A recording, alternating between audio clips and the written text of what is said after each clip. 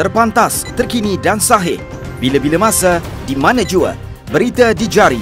Subscribe YouTube Buletin TV3.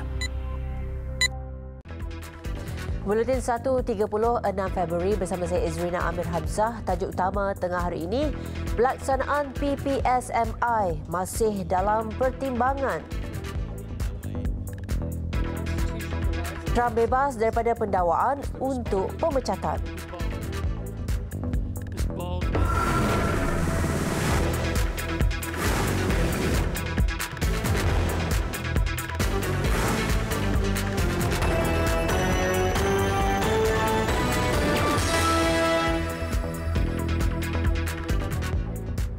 Assalamualaikum dan salam sejahtera.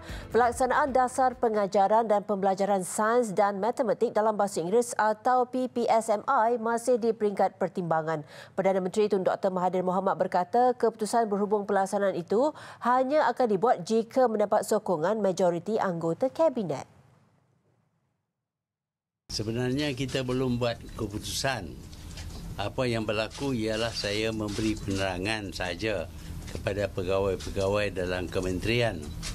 Tapi entah macam mana terbocor dan dilapor seolah-olah kerajaan sudah putuskan perkara ini. Tapi sebenarnya kerajaan masih menimbang. Tun Dr. Mahathir yang juga pemangku Menteri Pendidikan berkata kerajaan telah menubuhkan sebuah jawatan kuasa yang dianggotai oleh anggota Kabinet untuk membincangkan mengenai pelaksanaan PPSMI. Beliau juga terbuka untuk menerima pandangan pelbagai pihak termasuk Pertubuhan Berkaitan Pendidikan, Persatuan Ibu Bapa dan Guru serta orang ramai mengenai dasar berkenaan. Tun Dr. Mahathir ditemui media selepas menyampaikan amanat dan aspirasinya kepada warga Kementerian Pendidikan di Putrajaya pagi tadi.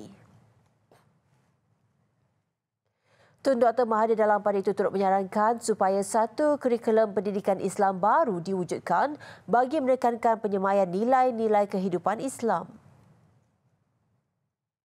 Nilai-nilai kehidupan Islam. Kita gemar menyatakan bahawa Islam bukan sahaja satu agama, tetapi ia juga adalah satu cara hidup. Kita perlu tahu apakah dianya cara hidup Islam. Umpamanya, apakah cara hidup Islam menyuruh kita berperang dan membunuh sesama sendiri. Dalam masa yang sama, KPM katanya turut menyediakan perincian pemetaan pendidikan civic merangkumi model exemplar untuk kurikulum, manual perhimpunan sekolah dan amalan nilai murni serta manual amalan pendidikan civic dalam co-kurikulum.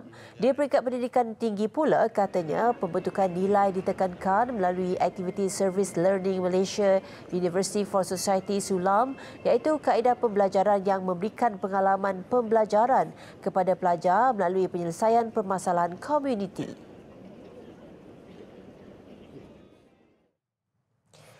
Dua permis makanan di Shah Alam Selangor diarah tutup serta-merta selepas Majlis Bandaraya Shah Alam MBSA melakukan operasinya kemarin. Operasi pemeriksaan kebersihan permis makanan di Kampung Baru Subang, Seksyen U5 dan Seksyen U16 itu mendapati pemilik membungkus makanan pelanggan menerusi kuali yang diletakkan di lantai dapur yang kotor. Arahan penutupan dibuat menerusi satu kenyataan oleh Ketua Bahagian Korporat dan Perhubungan Awam MBSA Syahrin Ahmad. Ujarnya, faktor lain menyebabkan premis itu ditutup termasuk aspek lokasi penyediaan makanan, tempat menyimpan makanan, dapur serta tempat membasuh pinggan mangkuk yang sangat kotor. Tambahnya, pemeriksaan mendapati pemilik premis juga mengabaikan tahap kebersihan kedai khususnya dari aspek penyediaan makanan, penyimpanan makanan dan penggunaan peralatan yang kurang bersih. Turut dikenal pasti adalah kebersihan tandas yang amat tidak memuaskan, juga pekerja tidak mempunyai suntikan TY2 anti-typhoid. Katanya operasi sama akan dilaksanakan secara berkala setiap bulan bagi memastikan pengendalian amalan makanan yang bersih. Berdasarkan rekod mulai awal tahun ini, sebanyak 18 premis diarah tutup mengikut Akta Pencegahan dan Kawalan Penyakit Berjangkit 1988 selain Undang-Undang Kecil Pelesinan Makanan MBSA 2007. Manakala sebanyak 54 premis makanan diarah ditutup sepanjang tahun lalu mulai Januari sehingga November. Seorang penganggur didakwa di Mahkamah Magistrate Kemaman kerana membunuh anak saudaranya, kanak-kanak perempuan berusia 2 tahun 10 bulan minggu lalu. Tiada pengakuan direkodkan daripada tertuduh Muhammad Safwan Ramli, 26 tahun, selepas pertuduhan dibacakan di hadapan Magistrate Nurul Aim Abdullah. Mengikut pertuduhan, Muhammad Safwan didakwa membunuh Nur Hafiyah Aufa Muhammad Takudin di sebuah rumah di Felda Cerul 2, Kemaman. Kejadian berlaku kira-kira jam 1 tengah hari pada 27 Januari lalu. Kes mengikut Seksyen 302 Kanun Kesiksaan yang membawa hukuman gantung sampai mati jika sabit kesalahan. Mahkamah menetapkan sebutan semula kes 8 April depan. Mengikut fakta kes, tertuduh dilaporkan menikam mangsa di bahagian dada menggunakan pisau pemotong sayur. Dia kemudian ditangkap oleh jiran sebelum diserah kepada pihak polis. Ketua Polis Daerah Kemaman, Superintenden Hayan Ramlan sebelum ini mengesahkan hasil ujian air kencing mendapati suspek positif pil kuda ketika ditahan. Seorang pekerja sambilan kuari pasir dihadapkan ke Mahkamah Magistrate Batu Gajah kerana membunuh seorang warga Indonesia pada 24 Januari lalu. Motif kejadian itu dipercayai hanya kerana mangsa gagal melangsaikan hutangnya berjumlah RM300. Mengikut kertas pertuduhan, Hazizan Fazil, 24 tahun yang berasal dari Langkawi, dituduh membunuh Suhardi di tapak pam Pasir Yub Kamarudin di Batu Sembilan di Bota Kanan. Dia dituduh bersama dengan 2 lagi suspek yang masih lagi bebas melakukan jenayah itu antara jam 12.30 malam sehingga 1.20 pagi. Pertuduhan mengikut Seksyen 302 Kanun Kesiksaan yang membawa hukuman mati jika sabit kesalahan. Magistrate Nazratul Natrah Muhammad Yusof menetapkan sebutan semula kes 18 Mac depan. Dalam kejadian itu, mayat mangsa ditemui dengan kesan luka di kepala di kuari pasir. Mangsa dipercayai bergelut dengan suspek sebelum dibunuh. Terdapat 2 luka pada mangsa yang berusia lingkungan 30-an itu, dipercayai kesan daripada senjata tajam selain lebam di badan. Pembantu rumah pada waktu siang, malam pula melacur. Itu yang dilakukan segelintir wanita warga asing untuk mencari pendapatan tambahan.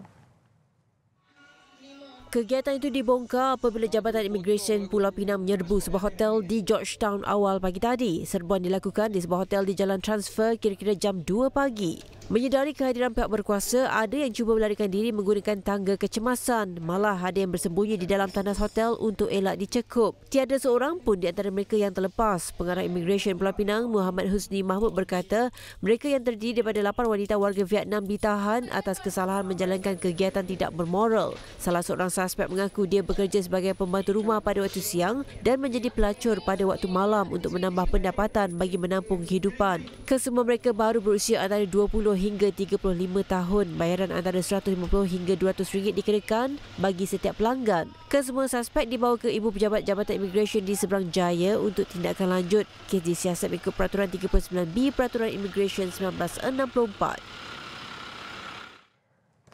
Tiada lampu isyarat selain jalan raya yang tiada bonggol menyebabkan kes kemalangan acap kali berlaku di lokasi sama. Terbaru, seorang pelajar perempuan tingkatan 5 cedera parah selepas motosikal yang ditungganginya dirempuh sebuah kenderaan di Simpang 3 Akasia ke Blok 6 Bandar Tasik Puteri, Rawang pagi tadi. Kemalangan berlaku kira-kira jam 7 pagi ketika laluan utama sibuk dengan kenderaan sama ada bagi mereka yang hendak pergi bekerja ataupun untuk ke sekolah. Ketika kemalangan, mangsa dipercayai dalam perjalanan ke sekolah yang terletak beberapa meter dari lokasi kejadian. Orang awam yang melalui jalan terbabit sempat membantu mangsa yang kemudian dibawa ke Hospital Sungai Buloh. Minggu lepas, seorang pelajar maut manakala seorang lagi parah dalam kemalangan di lokasi sama. Rentetan kejadian itu, penduduk menggesa agar pihak berwajib menyediakan lampu isyarat atau bonggol sebagai alternatif memperlahankan kenderaan bagi mengelak kemalangan berlaku. Ini berikutan laluan berkenaan menjadi jalan utama ke sekolah dan ke lebuhraya. Minggu lepas pun dah ada kejadian kemalangan yang mengakibatkan kematian pelajar dan hari ini pun berlaku lagi. Saya harap pihak yang berwajib dapat membuat sesuatu untuk mengelakkan kejadian yang sebegini berlaku berulang kali, seperti membuat traffic light ataupun bumper di persimpangan tu. Sebab tempat tu memang ramailah dengan pagi-pagi orang-orang yang nak pergi bekerja, dengan budak-budak nak pergi ke sekolah. Memang sangat orang kata memang banyaklah di waktu pagi kereta yang banyak lalu lalang. Pesta Angin Timur di Perlis berkemungkinan diteruskan pada akhir bulan ini. Bagaimanapun, Menteri Besar Perlis Datuk Seri Azlan Man berkata pihaknya sedia mempertimbangkan pembatalan program perhimpunan berskala besar itu susulan penularan wabak novel coronavirus. Pesta Angin Timur dijadualkan bermula penghujung bulan ini hingga awal Mac depan. Datuk Seri Azlan percaya tiada keperluan untuk menangguhkan pesta di kampung orang mata air Kangar itu kerana ia tidak melibatkan penyertaan rakyat asing. Namun begitu, sebarang penangguhan melibatkan acara berkenaan akan diputuskan dalam satu mesyuarat yang akan diadakan dalam masa terdekat. Dari segi kawalan, jaminan daripada Kementerian Kesihatan, kita akan dapatkan pandangan daripada Kementerian Kesihatan lah. Kalau sekiranya kita dinasihatkan untuk tidak meneruskan, kita akan mengambil keputusan yang selaras dengan itulah, kerana kita tidak mahu mengambil risiko untuk orang terkena jangkitan virus ini. Beliau berkata kepada media ketika ditemui pada majlis santapan sempena sambutan Tahun Baru Cina di Dewan Mas Pegawai Kanan Polis Kangar.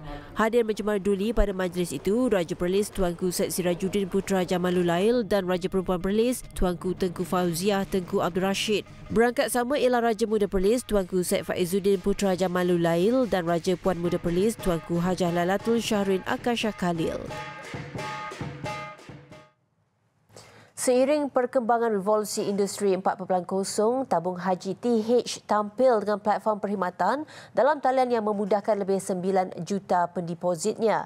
Menerusi laman web Tijari, pendeposit boleh menyemak akaun, mencetak penyata serta menguruskan pindahan wang, perkhidmatan haji dan kelab tabung haji secara dalam talian.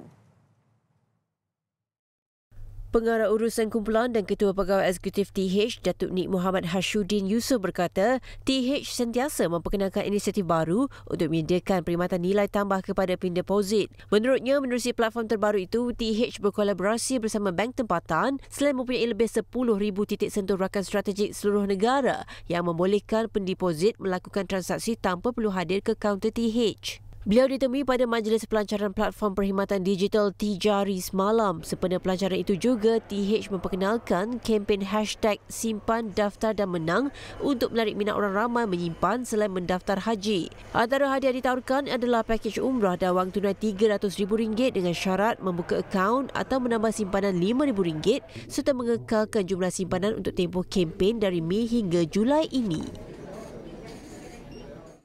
Anak syarikat milik penuh MISC Berhad, AET Tanker Holding Sdn Berhad memperoleh kontrak sewaan jangka panjang bagi 3 kapal Suezmax DP2 yang baru dibina daripada firma Brazil Petróleo Brasileiro SA dengan anggaran RM2.16 bilion.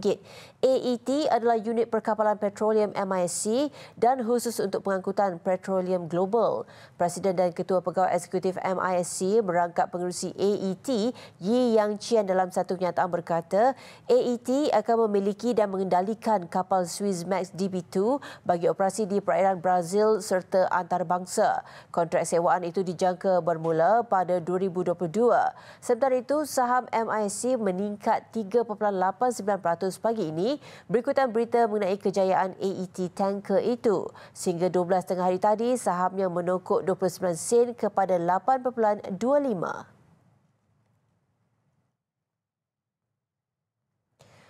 Ekspor Malaysia diunjurkan meningkat 1 hingga 2% bagi setahun penuh 2020.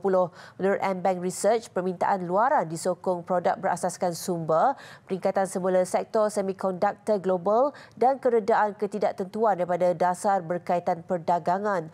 Bagaimanapun, unjuran ini bergantung kepada tahap serta tempoh penularan wabak coronavirus. Pada masa yang sama, AmBank Research berpendapat prestasi perdagangan keseluruhan pada 2019 sangat memerangsangkan.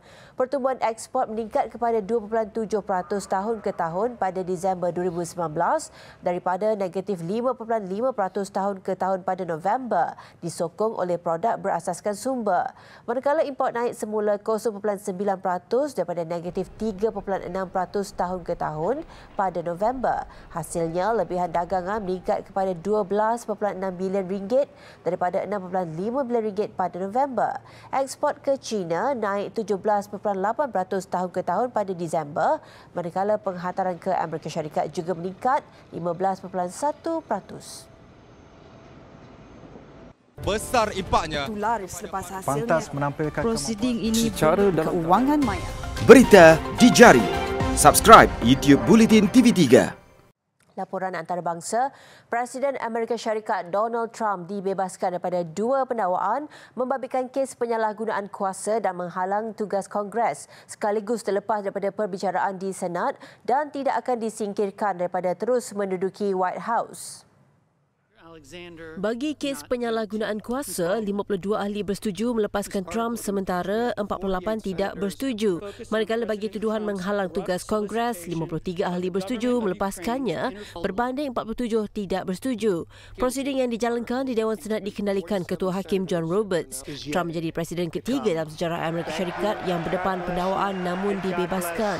Terdahulu, Trump didakwa menyalahgunakan kuasa dengan menggunakan pegawai tentera untuk menekan Presiden Ukraine Volodymyr Zelensky agar menyiasat bekas naib Presiden Joe Biden, pencabar utamanya dalam pilihan raya Presiden 2020. Trump bagaimanapun menafikan sebarang salah laku. Menurut Trump, beliau akan mengeluarkan kenyataan rasmi hari ini untuk membincangkan kemenangan negara dalam penipuan pemecatan itu. Gempa bumi kuat bermagnitud 6.5 pada skala Richter melanda Jawa, Indonesia pada pukul 2.12 pagi tadi waktu tempatan. Menurut kenyataan yang dikeluarkan Jabatan Meteorologi Malaysia, gempa berlaku 125 km ke utara dari Surabaya pada kedalaman 600 km. Bagaimanapun tiada ancaman tsunami kepada Malaysia. Pelakon legenda Kirk Douglas meninggal dunia pada usia 103 tahun. Berita kematian beliau disahkan oleh anak lelakinya yang juga pelakon, Michael Douglas. Dalam posting di Instagram, beliau menyifatkan bapanya sebagai legenda dan pelakon pada zaman kegemilangannya dan seorang yang komited dalam memperjuangkan kemanusiaan dan keadilan. Namun bagi dia dan adik-beradiknya, bapa mereka seorang yang penyayang dan suami yang hebat. Kerjaya Kirk bermula pada 1946 dan beliau terkenal dengan lakonannya dalam filem seperti Gustav, Spartacus dan Saturnus. Mendiang pernah dinobatkan sebagai pelakon terbaik sebanyak 3 kali pada tahun 1949 menerusi filem Champion, 1952 Bad and the Beautiful dan 1956 Last for Life. Beliau sebelum ini dilaporkan selamat dalam nahas helikopter pada 1991 yang mengorbankan 2 penumpang lain selain pulih dari strok pada 1996. Besar impaknya. Laris selepas hasilnya. pantas menampilkan prosiding ini secara keuangan maya. Berita di jari. Subscribe YouTube Bulletin TV3. Beralih ke Liga Hoki Malaysia TNB MHL 2020, Universiti Kuala Lumpur Uni KL meneruskan dominasi di persada Liga selepas merakam kemenangan ke-9. Menentang Hoki Academy KL, Uni KL tiada masalah untuk mencatat kemenangan besar 6-0. Turut ceria tenaga nasional berhad TNB yang menundukkan Kedah Nurin Safi 6-2. Sementara pasukan Hoki Terengganu THT Lega berjaya mengatasi TNB Thunderbolts 3-2. Manakala UiTM bangkit dari ketinggalan menang 2-1 ke atas Maybank. Aksi di Stadium Tengku Abdullah seperti diduga didominasi Uni KL yang mudah membenam Hoki Academy KL 6-0. 3 gol Uni KL tercipta pada suku pertama bermula dengan jaringan Royal Bovendit minit ke-10 sebelum tambah 2 gol dihasilkan pada minit ke-15 hasil sentuhan Muhammad Hafiz Zainul dan Krishna Raj Singh. Minit ke-18 suku kedua, Bovendit berjaya menjaringkan gol kedua pribadi untuk kedudukan 4-0. Dan kubu Hoki Academy terus diratah pada suku ketiga dengan Izwan Firdaus Ahmad Tajuddin menjadikan kedudukan 5-0 pada minit ke-31 sebelum Najmi Farizal Jazla menambah gol ke-6 selepas menyempurnakan gol sudut penalti pada minit ke-38. Memasuki suku keempat, barulah kelegaan dipamer Hoki Academy selepas berjaya mengekang beberapa percubaan lawan untuk aksi berakhir dengan keputusan 6-0 memihak Uni KL. Sementara itu, tenaga nasional berhad TNB turut garang di Stadium Hoki Nasional Bukit Jalil selepas membenam Kedah Nurin Safi 6-2. Seawal minit kedua, TNB sudah di depan gol menerusi jaringan Azrai Aizat Abu Kamal.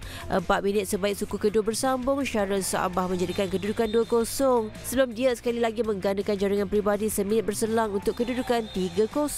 Minit ke-26, giliran Azrai pula menjadikan gol kedua peribadi untuk aksi separuh masa berakhir dengan kedudukan 4-0. Bersambung Sambung suku ketiga, Kedah ceria membuka jaringan menerusi Said Siptain Razanafki pada minit ke-34. Minit ke-41, gol kedua Kedah menyusul. Kali ini hasil jaringan Nur Rahul Harkisa Tachana Muruti. Namun kebangkitan yang cuba dilakukan Kedah tersekat selepas Syahrir melakar hat-trick pada minit ke-55 dan Faiz Helmi Jali melengkapkan kemenangan 6-2 TNB untuk terus mencabar kedudukan UNI KL di tangga teratas. Sekian Bulletin 1.30, kami akhiri dengan percikan bunga api sempena Majlis Pengenalan Pasukan LTDL 2020 di Padang Merdeka, Kota Kinabalu, Sabah. Tapi sebelum itu, kita ikuti dulu segmen BU Extra. Saya Izrina Amir Hamzah, salam hormat dan Assalamualaikum.